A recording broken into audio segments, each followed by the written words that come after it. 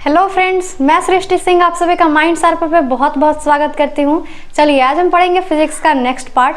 पिछले वीडियो में हमने देखा था कि हम अवतल दर्पण के सामने विभिन्न स्थानों पर किसी वस्तु को अगर हम रखते हैं तो उसका प्रतिबिंब कहाँ और कैसा बनेगा, उसकी प्रकृति कैसी होगी। इस वीडियो में हम जानेंगे कि अवतल दर्पण के क्या क्या उपयोग है। तो बने रहिए वीडियो के एंड तक और वीडियो को बिल्कुल भी स्किप ना करें। चलिए स्टार्ट करते हैं। देखिए पहला पॉइंट कि अवतल दर्पण का उपयोग हजामती दर्पण के रूप में किया जाता है। मतलब ये कि आपने कहीं पर ये ज़रूर देखा होगा कि सैलून में जब आप बाल बनवाने जाते हैं तो वहाँ पर मिरर में यानी कि आईने में आपका जो फेस है या फिर आपके जो बाल हैं वो हल्का बड़ा दिखाई देता है ना। फर्स्ट उपयोग तो इसका ये हो गया कि हजामती दर्पण के रूप में इसका उपयोग करते हैं। सेकेंड उपयोग ये है कि इसको सोलर कुकर के रूप में यूज किया जाता है। मतलब ये कि सोलर कुकर एक कह सकते उपकरण होता है जिसमें कि हम खाना बना सकते हैं। आप YouTube पर सोलर कुकर के बारे में सर्च करके देख सकते हैं। YouTube पे बहुत सारी ऐसी वीडियोस हैं जहां पर आपको सोलर कुकर के बारे में बहुत ही अच्छे तरीके से सारी जानकारियां मिल जाएंगी। अगर आपको सिंपल तरीके से समझना है कि सोलर कुकर क्या होता है तो समझ लीजिए कि ये एक बॉक्स होता है इस प्रकार का और इसमें 4 डब्बे आपको मिलते हैं जिसमें कि खाना रखना रहता है। यानी दाल बनाना है तो इसमें आप दाल रख सकते हैं, चावल रख सकते हैं, या फिर आपको और कुछ बनाना है तो इस डब्बे में रख सकते हैं। और इस डब्बे का रंग काला होता है। काला क्यों होता है? ताकि ये अधिक से अधिक गर्मी को एब्जॉर्ब कर सके। और आपको पता होगा कि काले रंग की जो चीज़ें होती हैं वो ऊष्मा को अपने आप में बहुत ज़्यादा अवशोषित करती हैं। अब देखिए यहाँ पर एक और इस प्रकार से इसको ढकने के लिए बनाया रहता है। मतलब इसको आप पलट देंगे तो ये यूं हो जाता है। ये शीशे का होता है ताकि इसको ढक के रखा जा सके। और इसमें एक और कह सकते हैं कि ढक्कन लगा होता है इसको ढकने के लिए, वो होता है शीशे का। तो सोलर कुकर को ना हम धूप में रखते हैं। धूप में क्यों रखते हैं बताती हूँ।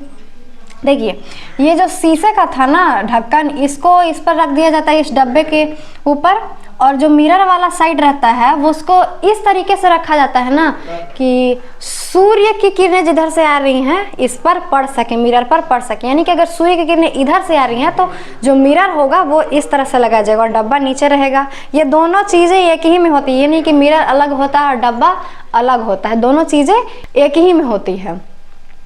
और सूर्य की किरणें समानांतर आती हैं। आपको पता होगा, मैंने पिछले वीडियो में पढ़ाया था कि जब प्रकाश की किरणें समानांतर आती हैं तो वो दर्पण से परावर्तन के बाद फोकस से होकर गुजरती हैं। तो अब इमेजिन कीजिए कि यहाँ पर मिरर लगा और यहाँ पर डब्बा है और इधर से प्रकाश की किरणें समानांतर आ रही हैं। तो यहाँ से टकराने के बाद वो इस डब्बे में जाएंगे और डब्बे में जाएंगी तो आपको पता होगा कि प्रकाश की किरण में गर्मी होती है, ऊष्मा होती है।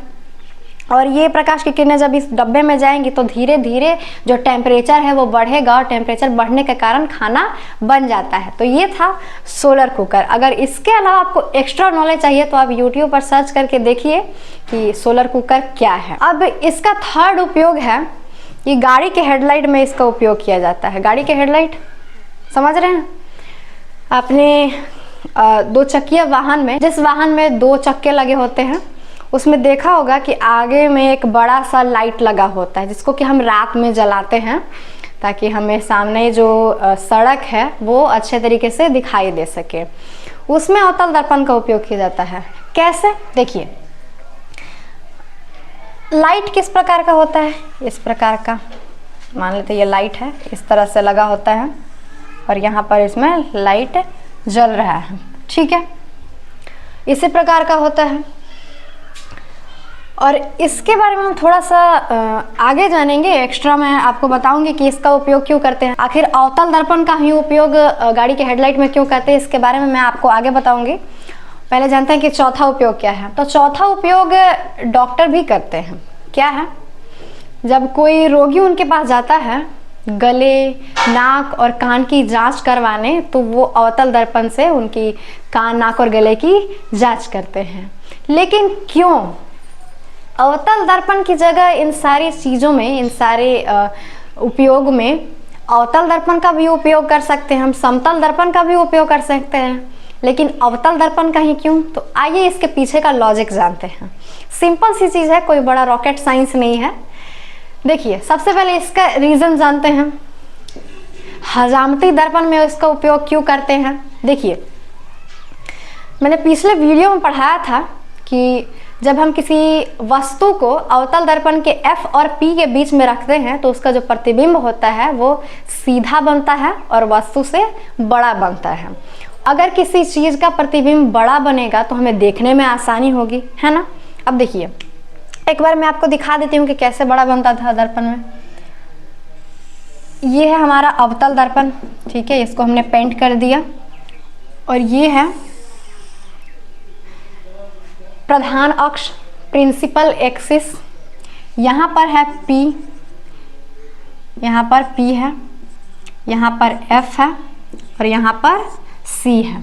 इसके बीच में अगर हम वस्तु को यूं रख दें तो एक हम पैरेलल किरण को ले जाएंगे। पैरेलल ले जाते हैं तो वो फोकस से होकर गुजरती है, ठीक है, ये फोकस से गई। और एक हम C पर से लेके जाएंगे।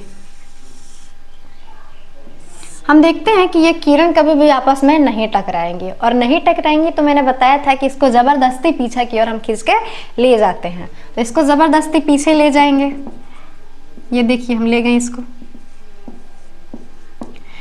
अब एक पॉइंट ऐसा आता है जो किरणें हैं आपस में कट जाएंगी और वहीं पर प्रतिबिंब का निर्माण होगा। तो देख सकते हैं कि वस्तु की अपेक्षा जो प्रतिबिंब है वो बड़ा है।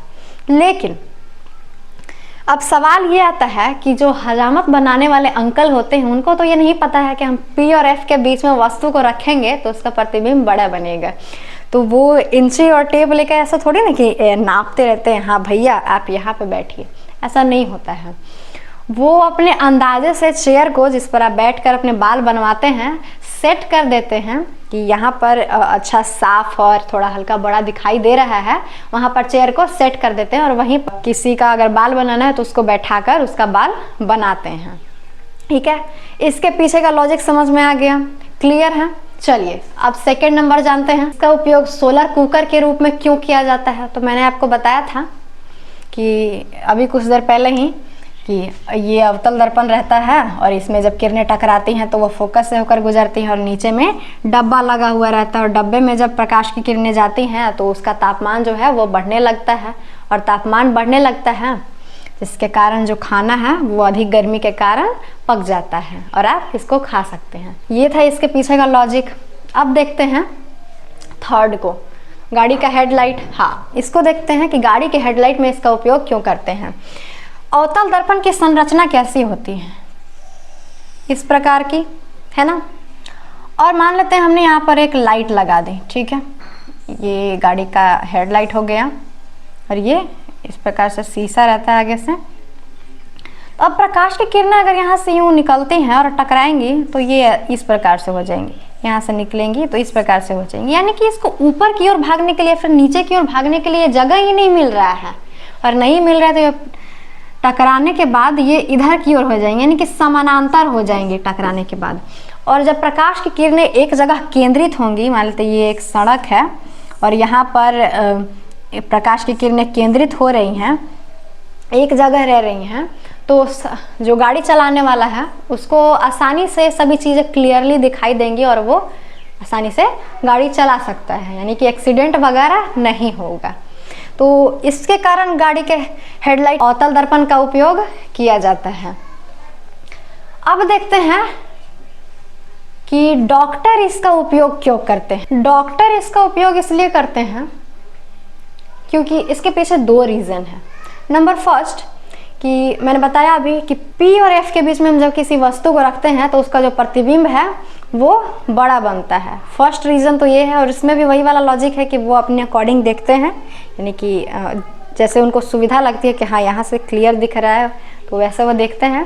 और दूसरा रीज़न ये है कि अब कान में अंधेरा रहता है, मान लीजिए कि आप किसी अंधेरे कमरे में चले जाते हैं तो वहाँ आपको कुछ भी दिखाई देगा नहीं, तो उसी तरह से कान भी रहता है। कान में जब आप किसी के झांकते हैं तो दिखाई देता है नहीं, जब हम टॉर्च जलाएंगे और रोशनी कान के अंदर जाएगी और टकराकर हमारी आंखों पे वापस आएगी तभी हम कान को देख पाएंगे। तो डॉक्टर भी वही करते हैं, कान में टॉर्च जलाते हैं। तो टॉर्च में उपयोग किसका होता है? अवतल दर्पण का, मैंने अभी बताया था। और इसी के कारण डॉक्टर जो है अवतल दर्पण का उपयोग रोगियों के कान, नाक और गले की जांच करने के लिए करते हैं। इसके अलावा अगर आपको कोई डाउट है, कोई संकोच है, किसी तरह की परेशानी है, दिक्कत है, तो मुझे कमेंट बॉक्स में ज़रूर बताएं। और इस वीडियो के लिए इतना ही, धन्यवाद।